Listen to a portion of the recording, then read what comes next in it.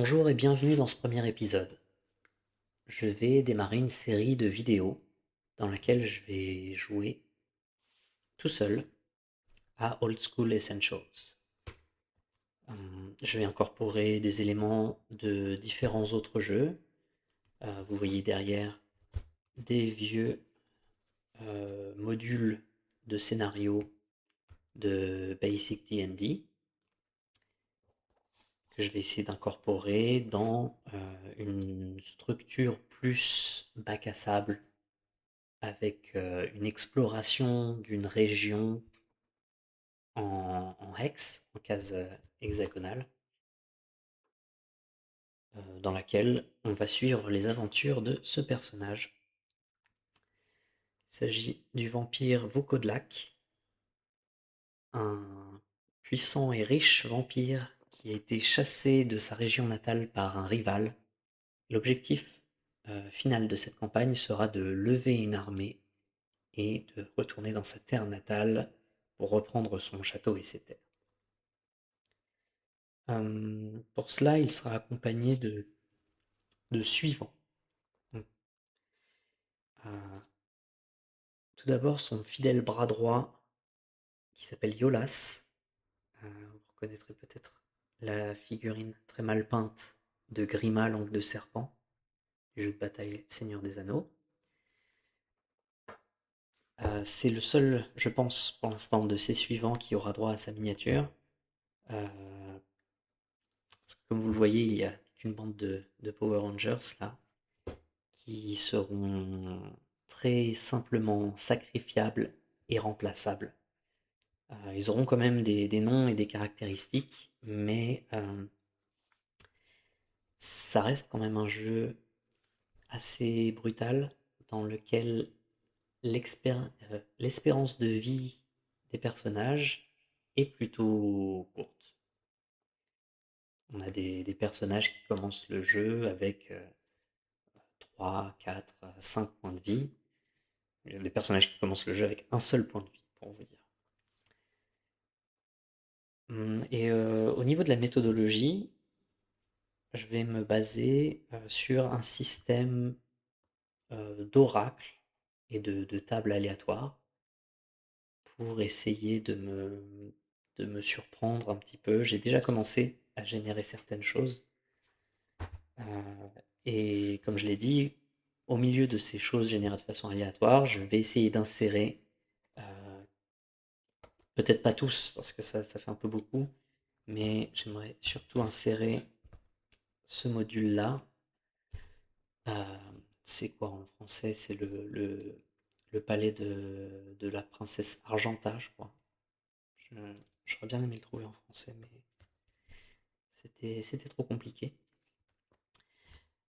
Et effectivement, j'ai essayé de faire par le passé une partie de Keep on the Borderlands, qui est sans doute le module le plus connu de cette édition-là.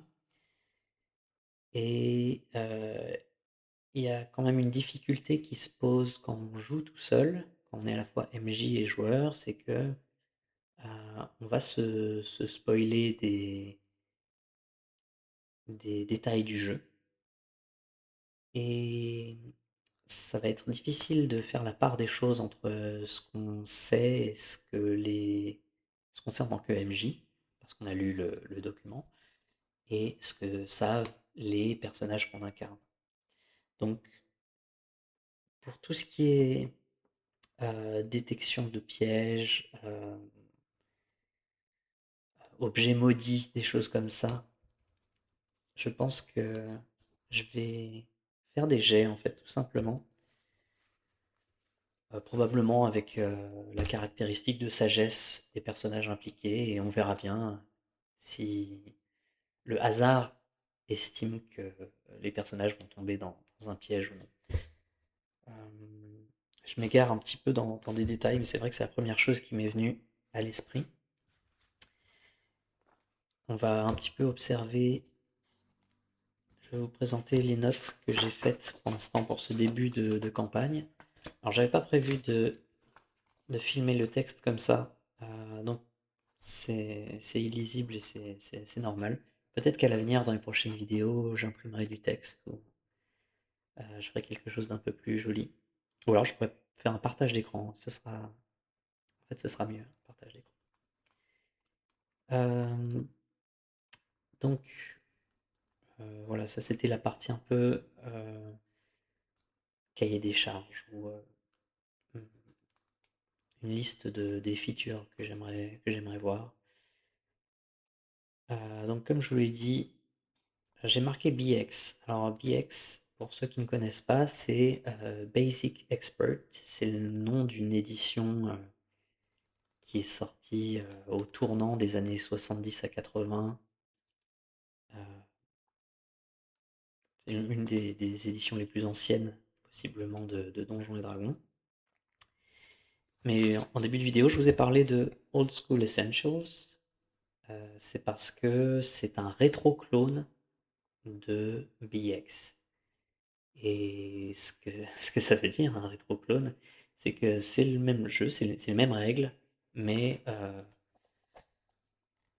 avec un habillage, une mise en page, une clarification euh, qui fait beaucoup de bien à un jeu qui était assez confus, que ce soit en version originale ou dans sa traduction. Les règles n'étaient pas forcément les règles n'étaient pas forcément c'était pas forcément aisé de trouver ce qu'on cherchait dedans. Et ici, on a une mentalité de 2 pages pour présenter un set de règles. Tout tient en 2 pages. Ou si vous cherchez par exemple, est-ce qu'on a les classes de personnages là-dedans?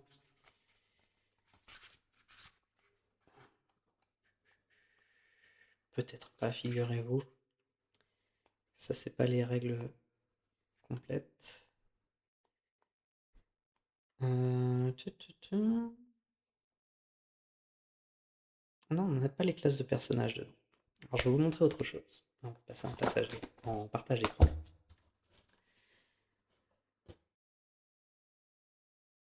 Écran 2. Alors, je vais pas vous spoiler la suite, donc je vais ouvrir d'ores et déjà le bon document. Et là, on va passer sur l'écran 2. J'espère que ça va marcher. Donc, ce que j'avais entre les mains, Old School Essentials, règles de base, c'est une ancienne édition de Old School Essentials. Le contenu ne change pas tant, mais il était divisé en de nombreux petits livrets, comme ce que vous avez vu. Et ce que vous avez à présent sous les yeux, c'est un PDF d'une version condensée en un seul ouvrage de toutes les règles dont on a besoin dans Old School Essentials. Tout ça pour vous montrer que les classes de personnages, par exemple, tout tient en 2 pages à chaque fois. Et c'est très très agréable. Shadow Dark, un jeu dont je vais parler un petit peu tout à l'heure, fonctionne à peu près avec le même genre de layout. Et c'est beaucoup plus agréable que de fouiller dans des documents qui ressemblent à... C'est à peu près le même fouillis dans les règles de BX. Donc ça, c'est un module de scénario. Et dans les règles de BX, on a un peu cette mise en page encyclopédique, on va dire, qui, je trouve, bon, ça a un charme un peu désuet, un peu archaïque, mais déjà avec de très belles illustrations. Que, vraiment, je trouve que au niveau du style des illustrations, on a vraiment des choses étonnantes dans les vieux modules qu'on ne retrouve pas forcément dans Old School Essentials. Shadow Dark, au niveau des illustrations, s'en tire beaucoup mieux. On verra un petit peu. Je vais pas résister à l'envie de sortir le livre de Shadow Dark. Donc voilà déjà une couverture magnifique. Alors, Je suis pas complètement parti hors sujet, vous inquiétez pas. Euh, mais pour vous dire que, regardez ça. Voilà, ça c'est une illustration qui fait vraiment dans l'esprit de ce qu'il y avait dans les manuels de jeu d'autrefois. C'est vraiment très réussi. Euh, Pourquoi je vous parle de Shadow Dark? Parce que on va jouer en solo. Je vais jouer en solo. Et pour jouer en solo, on a vraiment hum, besoin, oui, on peut dire besoin, de se reposer sur beaucoup de tables aléatoires. Et Shadow Dark, qui est déjà un jeu remarquable, dispose d'une grande quantité de tables aléatoires. Que ce soit au niveau des trésors qu'on peut trouver, des potions. euh, voilà, les trésors, il y en a quelques-uns, hein. Mais aussi pour tout ce qui est. Bon, ça, c'est les monstres, le bestiaire. Il y en a un petit paquet aussi. Mais on a des tables de rencontres, des tables de voyage, des générateurs de noms de villes. Il y a vraiment non, pas tout ce que vous pouvez imaginer. Mais je pense que ce sera un support très très appréciable pour jouer tout seul. J'ai d'autres documents plutôt en PDF sur mon PC sur lesquels je pourrais m'appuyer. Par exemple, il y a un document que j'aime beaucoup, c'est 100 ou 200 idées, je me souviens plus. Euh, Comment ça s'appelle? 200 rencontres euh, qui ne sont pas des combats. Voilà. Donc ça c'est un document, je résiste pas à l'envie de vous le montrer également.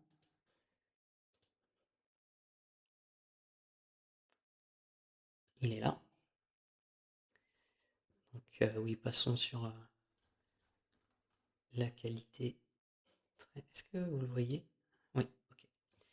Donc effectivement on a, je vais prendre une rencontre au hasard. Qu'est-ce qu'on a? Stuck Arrow. Ok, donc là c'est pendant un voyage, on a tout simplement une flèche qu'on trouve dans un arbre et ça peut être le début. Alors on nous donne des petits éléments, genre il faudra faire un test de force pour retirer la flèche, etc. Et ça peut nous emmener vers une autre aventure. Voilà, l'origine de la flèche est inconnue et c'est vraiment le genre de choses en plein voyage qui peut nous faire partir sur une quête complètement différente ou alors nous renvoyer vers un autre élément qui a déjà été exploré. En tout cas, c'est pourquoi je fais ça. En tout cas, c'est le genre de chose qui est très appréciable, encore une fois, quand on joue tout seul. Donc, voyons un petit peu les détails mécaniques des personnages du groupe. Donc, comme je l'ai dit, je vais essayer de jouer un seul personnage, ce qui fait que je vais essayer de faire en sorte que mon contrôle sur tout ce qui est serviteur ne soit pas total. Ce que je veux dire par là, c'est que à l'aide de jets de dés et de ressources comme des points de morale ou de loyauté, il est possible que les serviteurs n'obéissent pas aveuglément à Vukodlak et puissent même décider de fuir en plein combat. Dans Old School Essentials, il y a un système de morale qui normalement est appliqué uniquement aux, aux ennemis, aux monstres, qui, lorsqu'ils subissent leur première perte dans, dans un combat, font un premier test de morale pour voir s'ils s'échappent. Et si leur effectif est réduit à moins de 50%, il me semble, on fait à nouveau un check pour voir s'ils fuient. Et si ces deux checks sont des succès, euh, on ne fait plus jamais de check de morale. C'est-à-dire qu'ils ont montré leur détermination et le groupe se battra jusqu'à la mort. Et je pensais qu'on pourrait faire quelque chose de similaire avec les serviteurs de Vukodlak, en particulier ceux qui ne font pas partie de ces serviteurs de sa terre natale, parce que là, Vukodlak va arriver dans cette nouvelle région avec Iolas et des serviteurs, des espèces de Cosaques euh, euh, qui sont voués à sa cause, qui sont de fidèles serviteurs eux aussi, même s'ils ont leur libre arbitre. Et comme les serviteurs sont des ressources dispensables dans BX et Old School Essentials, ils vont amener forcément à être remplacés au fur et à mesure par des mercenaires locaux, des gens qui ne vont pas connaître la vraie nature de Vukodlak, donc il va être plus difficile de diriger et de garder auprès de soi. Ce que j'ai noté, c'est que je vais m'efforcer de coller le plus possible aux règles que je vais trouver dans Old School Essentials, parce que dans mon précédent essai, j'avais vraiment survolé la partie exploration de donjons, et il y a vraiment dans ces jeux-là une, comment dire, une façon d'aborder l'exploration de donjons qui est beaucoup dans la gestion de ressources. On a, ça m'a beaucoup fait penser à un jeu comme Darkest Dungeon, par exemple, où on doit gérer ses sources de lumière, où on doit se reposer au bout d'un moment, on a des ressources limitées pour ce qui est euh, des rations d'eau et de nourriture. Bon, effectivement, vous allez me dire, l'ami Vocodlac, la nourriture et l'eau, ça ne devrait pas trop l'embêter, la lumière non plus d'ailleurs, mais je pense qu'il va pas être vraiment au devant des aventures, pour plusieurs raisons. Déjà parce que c'est mon seul personnage et que c'est sur son histoire que repose euh, la campagne. Et du coup, s'il vient à disparaître, je pense que ça va être très très dur de justifier la suite des aventures de ses serviteurs aux origines hétéroclites. Et la deuxième raison, quelle est-elle? C'est que je pense que c'est un vampire, un seigneur vampire noble qui va éviter, qui va répugner à se salir les mains lui-même. Donc je pense que en dehors des situations où il va vraiment se sentir obligé d'intervenir parce que sa propre survie est menacée, je pense qu'il va plutôt être du genre à rester à l'arrière du groupe, à lancer un sort ou deux s'il en reste, et à donner des ordres. Voilà. Donc je pense que il a un instinct de survie très développé, et ça nous arrange bien pour les besoins de cette histoire.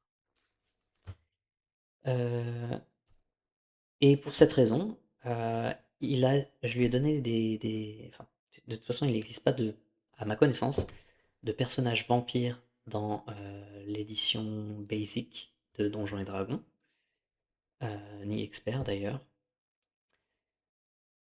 C'est pourquoi il aura des règles un petit peu artisanales, on va dire.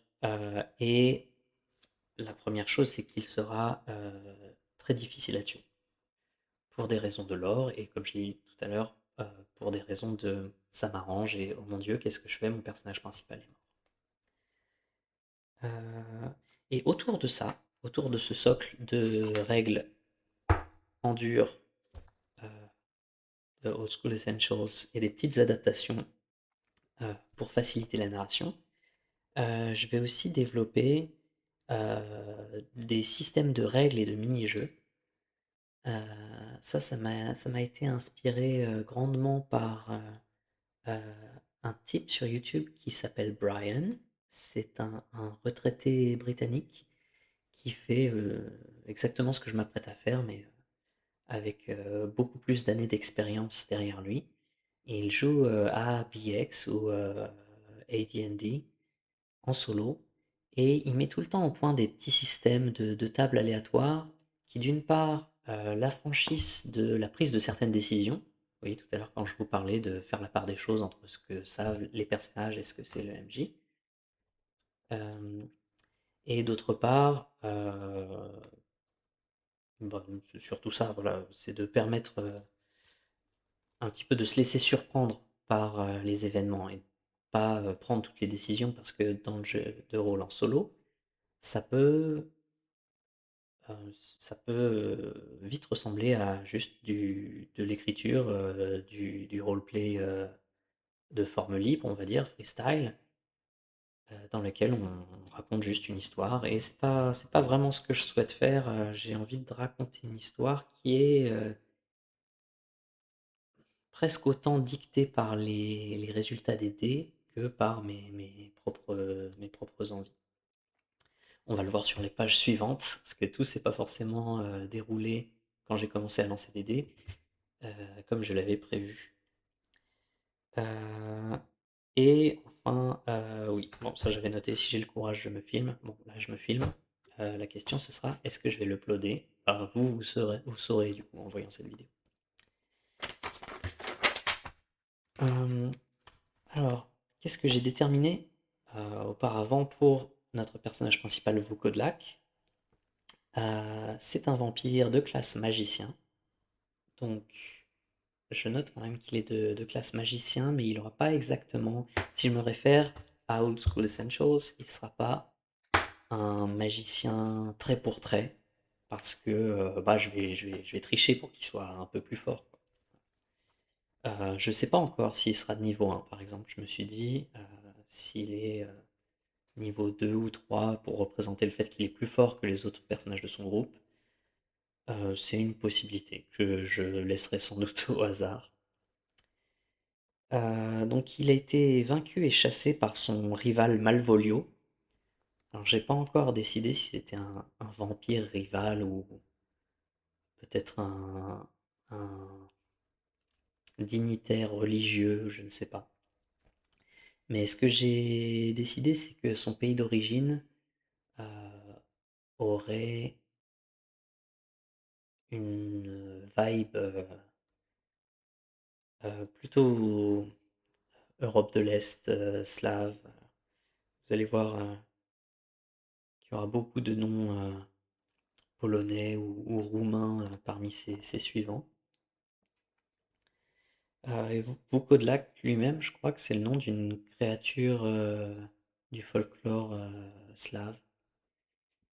Que je devrais me poser la question et faire des recherches un peu plus poussées, peut-être pour le prochain épisode. Et donc son objectif, comme je vous l'ai dit tout à l'heure, c'est d'amasser assez d'or pour lever une armée. J'ai pas déterminé combien il fallait d'or pour lever une armée, mais je suis presque sûr qu'il y a des règles de recrutement et de gestion de forteresse, etc., dans Old School Essentials, donc peut-être que la question sera réglée pour moi. Évidemment, comme c'est un vampire, l'ami Vukodlak, il va craindre la lumière du soleil et le feu. Je pense que ça pourrait être un des facteurs de sa destruction finale. Parce que quand il subit des dégâts, il peut se soigner en se nourrissant sur des mortels. Par exemple, coucou sur ses amis Power Rangers. Et s'il tombe à 0 PV, alors normalement dans Old School Essentials c'est plutôt punitif. C'est si on tombe à 0 PV ou moins, c'est la mort. Et je crois pas qu'il y ait de moyen Il n'y a pas de sort de résurrection, il me semble, dans BX ou Old School Essentials. En revanche, Podlac, lui, et je pense d'autres vampires, parce que je suppose qu'il est possible qu'on rencontre d'autres vampires dans le jeu, Une fois tombé à 0 PV, il va entrer dans un état de torpeur, un sommeil surnaturel, euh, pendant X jours. Donc voilà, là je suis pas allé jusqu'au bout de la réflexion, mais je pense que je vais. On pourrait partir sur un des 6 plus le nombre de dégâts qu'il a en négatif. Par exemple, s'il était supposé tomber à moins 5 PV, ce serait 1 des 6 plus 5 jours de sommeil. D'ailleurs, je pense que c'est une bonne idée. Je vais rajouter 1 des 6 plus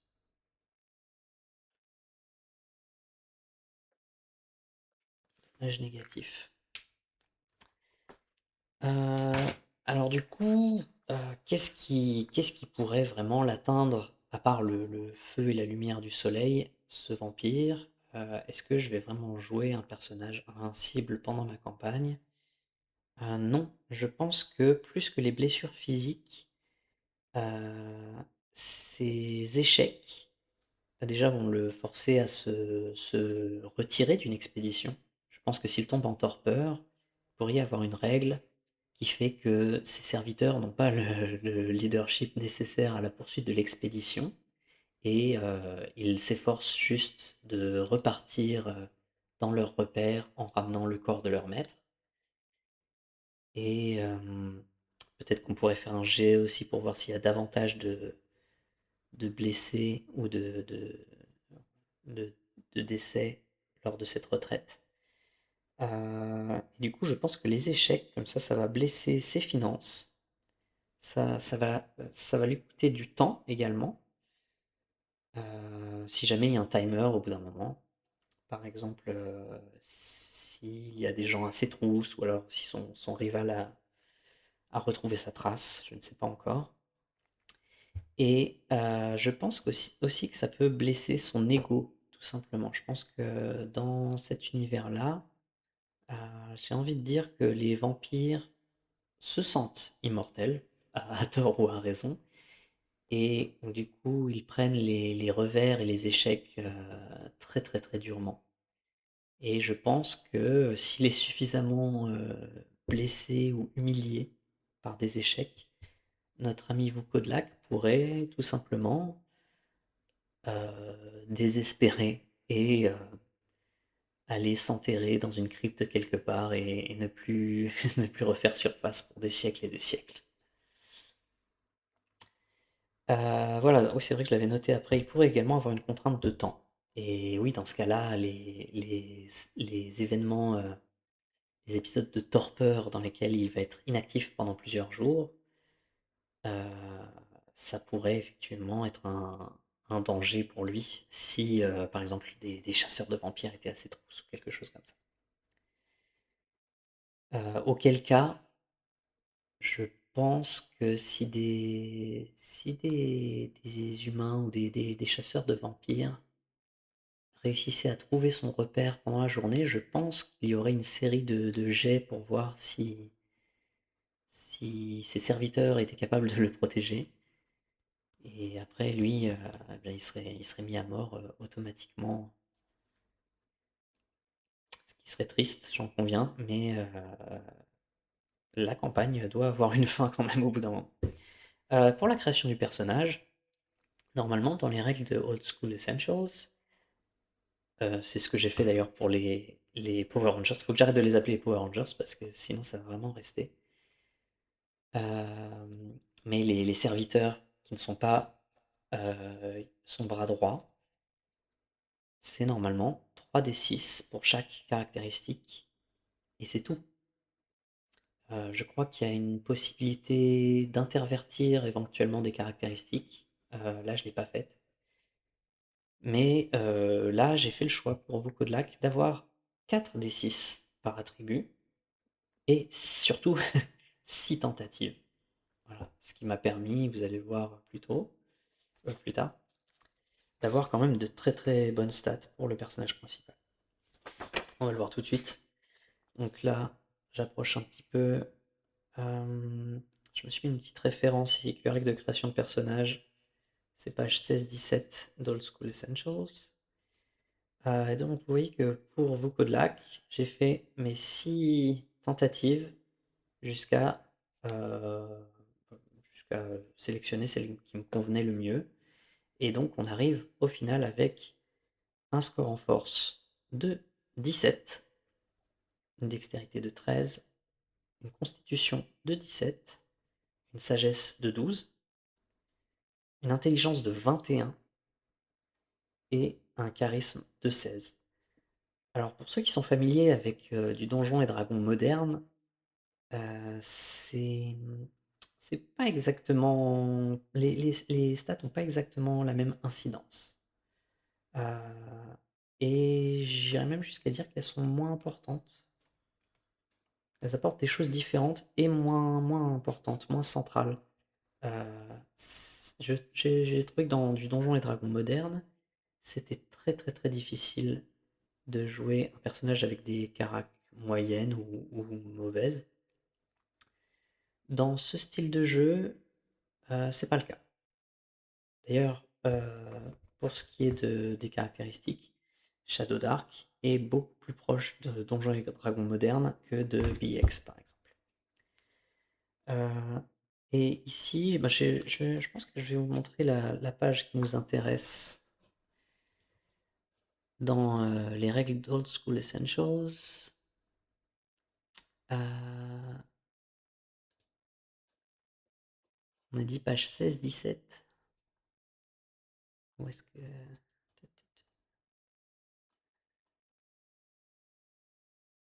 Ouais, c'est ça. Allez, je vais vous le partager. Donc ici, on voit que... est-ce que je pourrais zoomer sur ça? Non. Enfin, je pourrais, mais je crois que je ne sais juste pas comment faire. Vous voyez par exemple que notre ami Vukodlak, avec son 17 en force, ça lui octroie alors plus de chances de forcer des portes. Ça, c'est vraiment. On voit que le jeu est vraiment conçu pour faire du dungeon crawl, parce que c'est une information importante, c'est pouvoir ouvrir des portes. Donc on a juste un plus 2 en mêlée. Donc mêlée, si on va checker ici sur l'autre page, on nous précise que c'est au jet d'attaque et aux dégâts. On aura donc ce plus 2. Et donc 4 chances sur 6 de forcer une porte. C'est intéressant. C'est vrai que ça pourrait être utile. Ça pourrait être utile. Pour la dextérité, on voit que ça nous offre quoi il a combien? 13 en dextérité. Plus 1 à la classe d'armure. Bon, ça, par contre, c'est vraiment très important parce que les personnages sont tellement fragiles et faibles qu'un plus 1 en classe d'armure, c'est vraiment un beau cadeau. Plus 1 à distance, donc avec un arc, une arbalète. Je pense pas qu'il sera armé d'une arme à distance parce que peut-être que dans son esprit étriqué de noble, c'est pas digne de lui ou quelque chose comme ça. Et plus 1 à l'initiative. Initiative tellement importante dans ces vieilles éditions de Donjons et Dragons parce que si vous avez 3 points de vie et que vous rencontrez un gobelin qui peut vous infliger un des 6 points de vie, bah, j'allais dire gratuitement, il faut qu'il vous touche, mais assez facilement quand même. Ça va souvent être le premier camp qui joue qui va être drastiquement avantagé et qui va pouvoir au moins réduire de moitié le camp adverse. Euh, Ensuite, en constitution, ben, vous n'allez pas être surpris. C'est des points de vie en plus. Constitution, où est-ce que tu es? C'est 2 points de vie en plus parce qu'il a 17. Donc ça pareil, je ne crache pas dessus. La sagesse, ça sert uniquement au jet de sauvegarde contre des sorts ou des choses magiques. Je sais pas si dans ces éditions-là, c'est bizarre les jets de sauvegarde. Vous en avez un contre les pièges, il me semble, un contre les sorts, un contre les baguettes. Il y a sa propre catégorie pour les jets de sauvegarde contre les baguettes, je trouve ça étonnant. Et un contre les armes de type souffle, comme le souffle d'une dragon ou d'une basilique. C'est plus ce que je disais, oui, on regardait les bonus offerts par les caractéristiques. Donc l'intelligence va offrir deux choses à notre ami Vukodlak. Premièrement, il a le maximum en intelligence, il a 21. Donc il va disposer de 4 langues. Je pense que ça peut être intéressant au moins en termes de RP. Mais comme c'est un être très ancien, je suis pas surpris, je trouve ça intéressant qu'il ait accès à de nombreux langages. Ça détermine également si vous savez lire ou non. C'est vraiment très très intéressant. Je suis pas sûr, j'ai pas envie de bâcher gratuitement les éditions les plus modernes, mais il me semble qu'en cinquième édition, il y a même plus cette notion de savoir lire ou non. Donc peut-être que je m'égare. Euh, et ça fait une autre chose pour lui, l'intelligence, parce qu'il est magicien. Et il y a quelque chose de particulier qui s'appelle les Prime Requisites dans cette édition de Donjons et Dragons.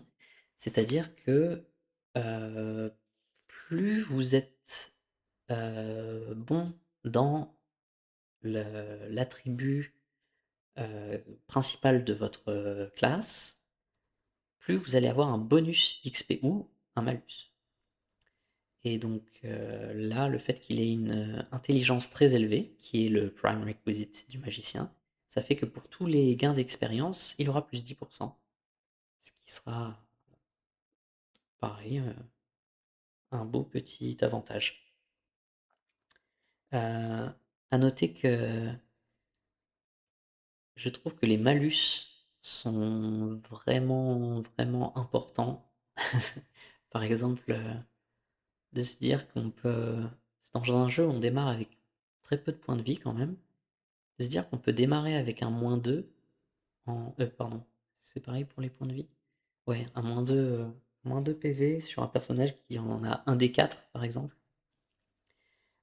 Bien sûr, le minimum c'est toujours 1, on peut pas avoir 0 PV. Mais voilà, je trouve que ça fait très très mal, alors que d'avoir plus de PV, je me sens pas particulièrement invincible. Voilà pour. Ah non, on n'a pas fait le charisme.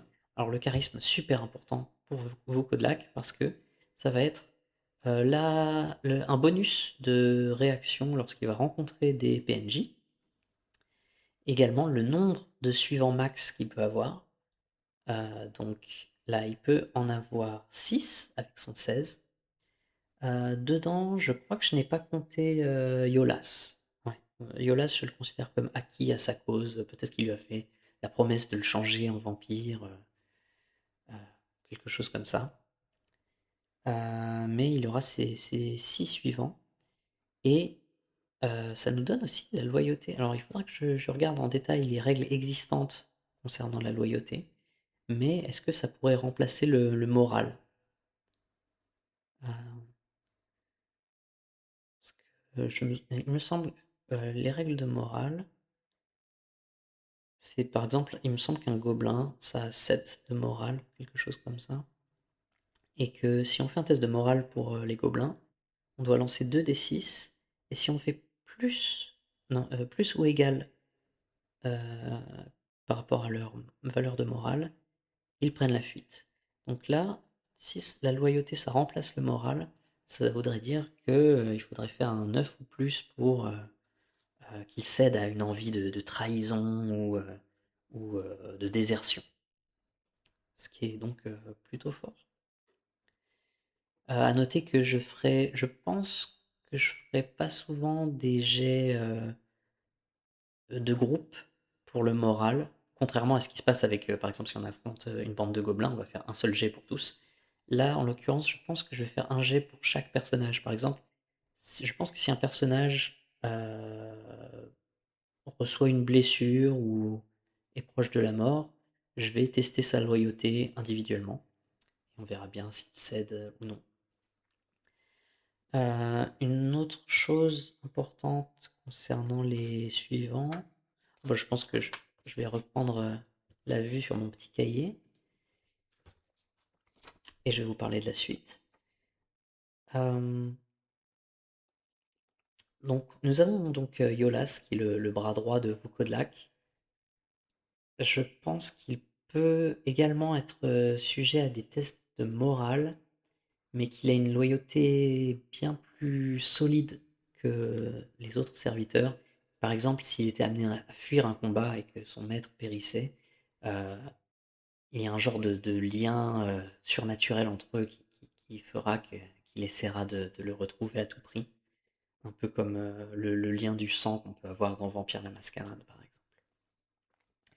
Donc, Yolas, lui, il a été généré avec 3d6 pour chaque caractéristique, euh, presque comme un serviteur de base, sauf que je lui ai octroyé quand même 4 tentatives, excusez-moi, 4 tentatives parce que je pense et j'espère que Yolas va rester en vie un peu plus longtemps que les autres serviteurs. Sans quoi il faudra essayer de remplacer son bras droit et peut-être que ce serait, mais en tout cas toute une quête pour, Vaucodelacq à ce moment-là et sans doute quelque chose d'assez compliqué. Donc pour ce qui est de son rôle dans le groupe, Yolas, c'est lui qui gère la logistique et les relations au quotidien. Parce que je ne sais pas si vous avez remarqué, mais Vaucodelacq a quand même un physique assez difficile à porter. Et je pense que s'il est amené à avoir trop d'interactions avec des personnes, il pourrait se douter de sa nature vampirique. Donc je pense que pour beaucoup de relations avec d'interactions avec des PNJ, c'est sans doute, Yolas qui va être envoyé. Et pareil, si Vaucodelacq a des actions à mener à bien en journée, il en sera incapable, il sera dans son cercueil ou sa cachette, je ne sais pas encore. Et il enverra ce bon Yolas. Et je ne sais pas encore si on va les jouer complètement. Et dans ce cas-là, il faudrait que je prenne le contrôle de Yolas. Ou alors, ce serait plutôt un jet vraiment générique pour voir à quel point sa mission se passe bien. On verra selon peut-être vos retours déjà. Et selon la mission en question, parce que c'est vrai que si c'est juste pour aller acheter du matériel, peut-être qu'on va pas faire toute une aventure là-dessus. Euh, et donc, l'ami Iolas, voici ses caractéristiques. Donc, il est assez médiocre finalement, avec pas de bonus, pas de bonus, pas de bonus, pas de bonus, pas de bonus, et un petit 14 en charisme quand même, ce qui voudra dire qu'il aura plus 1 dans ses jets de réaction auprès de PNJ. Donc c'est intéressant parce que ça ressemble un peu à l'idée que je me faisais de lui. Même si je me disais que ce serait plutôt une sorte de voleur et qu'il aurait sans doute une bonne dextérité, bon bah là c'est pas le cas.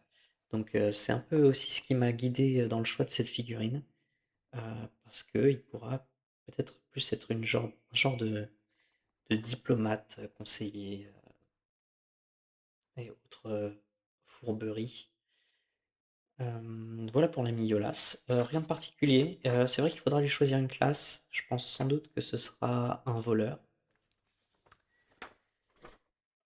Et pour le reste des compagnons avec lesquels il va commencer l'aventure, eh bien, Vodlak est arrivé avec 6 fidèles serviteurs qui viennent de son pays d'origine et surtout qui connaissent sa nature. Donc ça explique qu'ils aient une aussi grande loyauté parce que non seulement c'était le seigneur de leur terre, c'était sans doute des vassaux de Vodlak, mais en plus, c'était un vampire qui régnait ouvertement sur ses paysans et du coup ils le craignent évidemment. Heu, donc là, c'est la création normale et donc on va voir et on va attribuer aussi des pions de couleur aux différents personnages. Donc là, ils ont eu qu'une seule tentative avec 3D, donc vous allez voir que c'est quand même assez catastrophique. Hem, nous avons donc Radu qui, je pense, sera le pion jaune.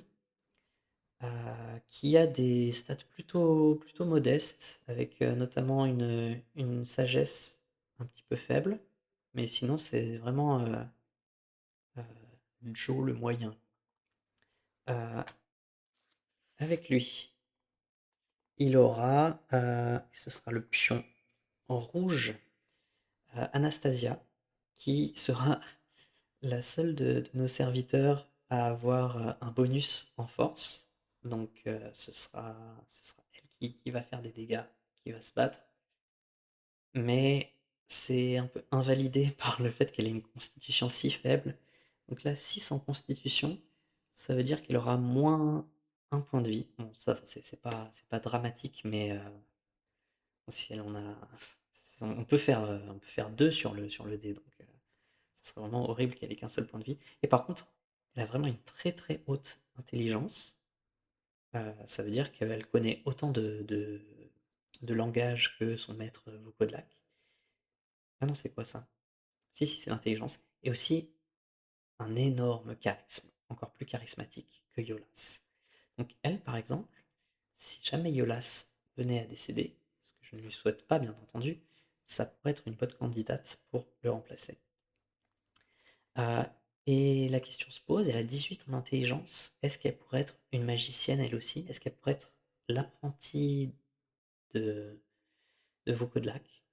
C'est intéressant, c'est une bonne question. Ensuite, nous avons l'imbécile heureux Matchei. Matchei, ce sera, je pense, le orange.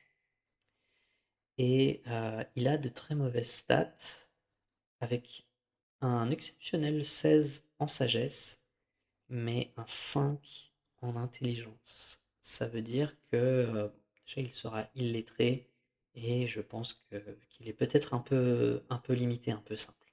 Voilà. Et il a rien d'exceptionnel pour compenser. La sagesse, comme je vous l'ai montré tout à l'heure, ça sert à quoi? Ça sert juste au jet de sauvegarde contre les sorts.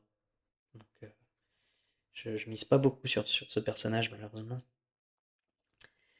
Ensuite, nous avons Yedrula. Yedrula qui a aussi une bonne intelligence, certes moindre que Anastasia, et tout le reste est vraiment middle of the road. Non, il a aussi un charisme un peu faible. Eh bien, je pense qu'il aura le pion violet. Pardon, voilà. Et ensuite, nous avons quelqu'un avec un peu de dextérité, donc peut-être notre voleur, qui sera en gris, donc, et qui s'appelle Pavel. Et effectivement, Pavel, il a quoi? Il a un petit peu de sagesse et un petit peu de dextérité. Par contre, oui, force faible, et c'est tout, quoi. Donc vous voyez, c'est vraiment pas une bande de héros avec lesquels Vauquelin franchit la frontière. Et enfin, on a Kuba, qui sera, je pense, le pion bleu, et qui a le mérite d'avoir, c'est combien? Un 13, c'est un point de vie en plus, voilà, que les autres. Donc en dehors de ça, il est très très moyen, et il a aussi un faible charisme. Donc voilà ma bande de bras cassés. Ils ont pour avantage donc d'être particulièrement fidèles à Vauquelin, mais c'est vrai que je ne sais pas à quoi va ressembler encore la première aventure de ce groupe, mais c'est possible que la plupart n'en reviennent pas. Ça dépend à quel point Vauquelin va sonner la retraite rapidement. La dernière chose que j'aimerais vous montrer dans cette vidéo, parce qu'on arrive bientôt à 50 minutes déjà de vidéo, c'est déterminer la région de départ dans laquelle fuit Vauquelin et ses sbires. Donc j'ai pas donné de nom à sa région d'origine, mais donc ce serait, je pense, des forêts, des montagnes inspirées de la Transylvanie, des choses comme ça, avec une culture un peu slave, polonaise, je ne sais pas. Et en revanche, pour ce qui est de la région dans laquelle il a fui, j'ai tiré au hasard dans Shadow Dark. Dans Shadow Dark, il y a beaucoup de tables aléatoires, je vous l'ai dit. Je m'en suis servi pour tirer un environnement au hasard. Donc j'ai eu un set au départ, ce qui m'a donné forêt/jungle. Après je me suis dit, oui mais forêt ou jungle? et du coup, j'ai lancé un nouveau dé et c'est la jungle et c'est vraiment, parmi tous les environnements disponibles, je pense que c'est le plus surprenant, celui qui va me faire le plus, travailler parce que, j'ai pas fait énormément j'ai pas beaucoup d'expérience dans ce milieu-là, voilà. Heu et surtout ça m'a un peu mis dans l'idée que ce serait pas une culture, européenne dans laquelle on allait vivre cette aventure et du coup, je pense que ça va un peu me faire sortir de ma zone de confort et ce sera sans doute très intéressant. En tout cas pour moi. Et donc je me suis dit: «Jungle, jungle», et j'ai réfléchi à peut-être, j'ai pensé à Angkor Wat, donc je me suis dit: «Ce serait intéressant si, c'était une gigantesque jungle dans laquelle il y avait, des ruines de temples d'une civilisation, très puissante et très étendue, qui a construit des palais et des temples en pierre un peu partout. Et pour ce qui est des noms et de la culture, ben, en étant vraiment, ignorant des cultures, d'Asie du Sud, il va falloir que je me documente un petit peu et je pense que je vais essayer de me renseigner un peu sur, la culture, indienne, cambodgienne, laotienne, des choses comme ça. Heu, Thaïlandaise, bien évidemment. Et ça va me servir, bah, d'une part à donner des noms qui seront un peu intéressants et je suis sûr que je vais trouver en fouillant dans les légendes de ces pays-là, je vais trouver des pistes intéressantes, en termes d'aventure. Et donc la région, elle va être représentée, par une map en hex, en case hexagonale, et j'ai brainstormé, je les ai pas tirés au hasard, j'ai pas forcément cherché de table pour ça. J'ai cherché des idées de lieux d'intérêt, points d'intérêt que je pourrais mettre sur la map. J'ai pensé bien sûr à un temple, à un palais abandonné, un village. Euh, alors après j'ai une idée, c'est que le village pourrait être des adorateurs d'un dieu éléphant. Voilà. Ma culture, ma, ma culture de ces régions-là s'arrête là, c'est qu'ils aiment bien les éléphants. Euh, des cavernes. Après, les cavernes m'ont donné une autre idée qui va être cool, je pense. Et une grande cité, j'aimerais bien une grande cité, mais pas abandonnée celle-ci, euh, avec une caste dirigeante chaotique qui sert des dieux maléfiques et qui opprime son peuple, bien entendu. C'est ça qu'on aime. Parce que je me suis dit que ce serait vraiment intéressant qu'il y ait quand même un grand lieu de population. Surtout pour un vampire, je pense que Google sera très très heureux de trouver un endroit où il y a beaucoup de gens parce que ça lui fera beaucoup de terrains de chasse. Mais surtout, j'avais envie de me dire, c'est intéressant de voir la nuance, en fait, la frontière entre le mal causé par une caste dirigeante oppressive et le mal d'un individu non humain qui va venir et par sa nature être maléfique et faire des choses horribles. Et des chutes d'eau, voilà, parce que c'est joli. Ensuite, je me suis fait une petite table du type de terrain. Ça veut dire qu'à chaque fois qu'on va quitter un hex, une case, pour aller dans une nouvelle, eh bien, je vais lancer là-dessus pour voir quel type de terrain ce sera. Et ça peut avoir des conséquences, quoi. Ça peut être plus dur à traverser, j'imagine. Et j'ai pensé à deux petites features de la région qui pourraient ben, donner un peu de la saveur à cette région-là qui est pour l'instant complètement vide, hein, c'est vraiment un canevas vide. C'est bon, des ruines partout dans la jungle. Je pense que dans la jungle, j'ai envie qu'il y ait des ruines. Euh, et qu'il y ait même cette idée que plusieurs endroits où on retrouve des ruines, en fait, c'est pas des endroits différents, ça pouvait être le même endroit gigantesque qui est tellement recouvert par la jungle à certains endroits qu'on a l'impression que c'est deux petits spots différents. Ouais, j'aime bien cette idée. Et mon idée préférée dans les jeux de rôle, c'est quel type de méchants vont être les elfes cette fois-ci. Souvent, j'aime bien qu'ils soient esclavagistes, ou tellement obsédés par la magie qu'ils ont, qu'ils ont mis les yeux en colère ou des choses comme ça. Et là, j'ai décidé que les elfes allaient être des mangeurs d'hommes dans cette région. Donc voilà, je suis très content, ça me fait un peu rigoler. Et moi, j'espère que ça me fera un petit peu peur aussi au bout d'un moment. Et pareil, des elfes mangeurs d'hommes, à quel point ça fait peur à Vukodlak comparé à ses serviteurs qui se sentent sans doute beaucoup plus menacés par des mangeurs